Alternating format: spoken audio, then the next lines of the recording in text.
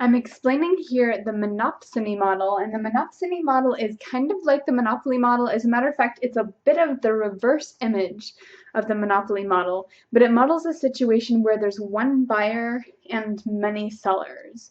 So this is a really good model for any kind of situation where the government is buying something, and the government buys all kinds of things that really they're the only ones buying that product. And it can be things like airplanes. Of course, in health economics classes, we talk about the monopsony model in the context of the government buying Medicare or Medicaid patients' services. So when the government has that market power to drive down prices as a buyer, this is a good model to think about what's going to happen. So we know that anytime we have a supply and demand graph that we're working with in a model, one of the key outcomes of that model is going to be what's the price and what's the quantity, and how will the particular situation dictate the price and quantity. And usually we compare that to the perfectly competitive price and quantity where supply and demand meet. That's in the case of perfect competition. That's what we're going to have. So we want to know what's going to happen to the price. Will it go up or down when we have a monopsonist, a really powerful buyer? And as you might imagine, we're going to see that the price goes down. And then what happens to quantity? Will it go up or down? And I'll let you think about that while we go through some actual numbers for the model. So anytime we're thinking about quantity, we're going to use our golden rule in economics, and our golden rule is always marginal cost equals marginal benefit. And we're going to think of this from the perspective of the monopsonist, the party that has power in this case. And the monopsonist is the demander. So the demand curve represents how much we, as the monopsonist, we're thinking about the monopsonist's perspective, that's how much we value a product. And how much is the monopsonist going to pay for a product? Well, they're actually going to pay as low a price as they can. Just like in the monopoly model, they charged as high a price as they could. So if they want 3 goods, how much are they going to pay for those goods per good? They're going to pay $40 per good, because that's what suppliers are willing to supply if the price is 40. If they pay 2 goods, they're going to pay $28 per good. So no matter what they choose, what quantity they choose to buy, the amount they pay in total is going to be the market price at, or this price on the supply curve at that quantity times the quantity will be the total that they'll spend. So we have our marginal benefit already. That's already on the curve, and this is our demand curve. So if for 2 units, our marginal benefit is found way up here. So maybe we can even say marginal benefit is going to act as our demand curve.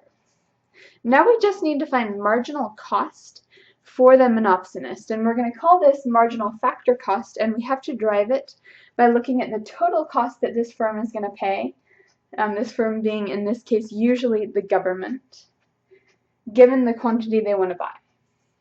So if they buy, and this here, right here, is just a list of our demand curve. It's the exact same numbers that are our supply curve. So this is the supply curve. And just like in the monopoly model, we derived our marginal revenue curve from the demand curve.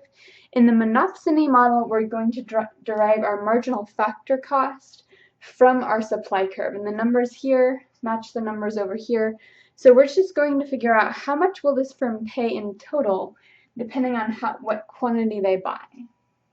So if they choose to buy 1 product, we know that the total amount this firm will be spending on that good will be $20.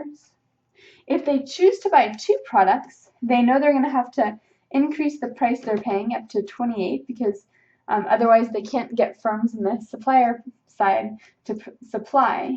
So they increase the price to $28, but their total costs are, to get their total costs, we need to multiply that by 2.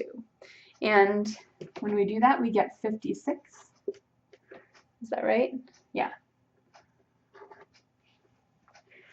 So our marginal factor cost is just for each unit, how much extra do we have to pay to get that unit? So of course for the first unit, going from 0 to 1 product, we pay $20. Going from 1 to 2 products, we have to go from paying $20 to paying $56, meaning the difference between those, the $36 additional, they have to go when going from 20 to 56, is going to be the marginal factor cost as they increase the quantity they're buying from 1 to 2. The total cost if they buy 3 is going to be 3 times the price, the supply price of 40. So that's going to be 120. Well, 3 times 40. I should actually write that in here. 3 times 40, or $40 per unit times 3 units they buy, gives us 120 is the total amount they pay. The difference between 56 and 120 is $64.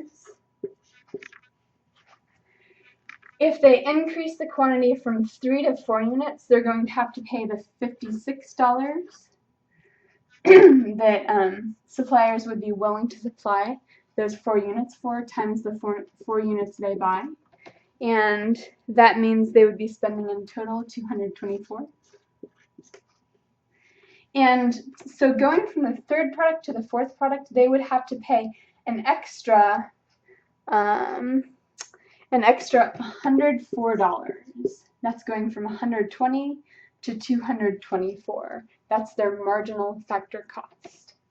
And finally, if they want to buy 5 products instead of 4, they have to pay the $76 that they would need to get 5 different suppliers to produce those products, times the 5 units they'd buy, and that gives a total cost of $380. Going from 224 to 380 is an increase in cost of 156. So this is just the marginal cost.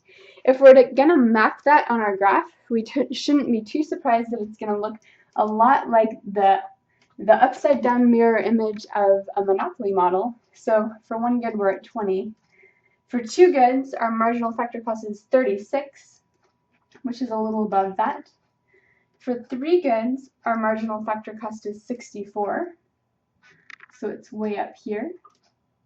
For 4 goods, our marginal factor cost is 104, which is way up on the map.